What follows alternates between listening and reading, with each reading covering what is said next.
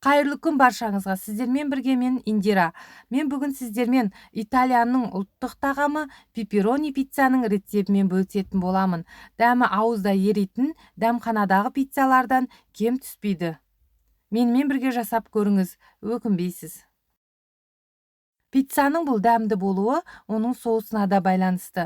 Бірінші қызанағымызды жақсылап жуып тазалап алғаннан кейін астыңғы керек емес бөлігін алып тастап, үстінен пышақты қатты баспай осылай 4 бөлікке кесіп аламыз.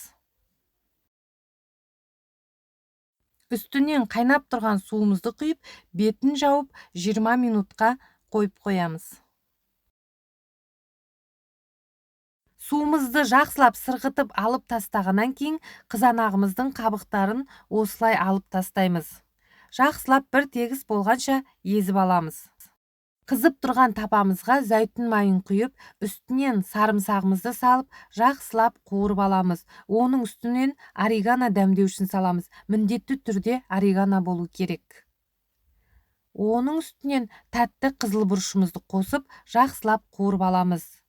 Және де езіп дайындап қойған қызанағымызды қосып, тұзымызды салып, 3 минутқа жай отта қайнатып аламыз.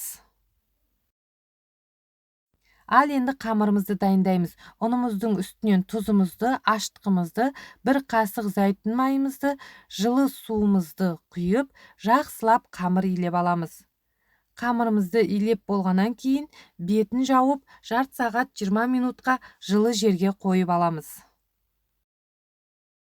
Көтеріліп дайын болған қамырымызды бір қайтара қайтарып, 2 бөлікке бөліп, үстінен 1 ас қасық зәйтүн майын құйып, тағы да 15-20 минутқа қойып қоямыз. Пергамент қағазын төсеп, қамырымыздың бір бөлігін осылай жайып аламыз. Дайын болған қамырымызды формамызға қойып, үстінен 4 ас қасық соусымызды құйып, жағып шығамыз. Оның үстінен пиццаға арналған моцарелла ірімшігін жақсылап бір келкі етіп жайып шығамыз. Пешімізді ең жоғарғы температурасында қыздырып қоямыз.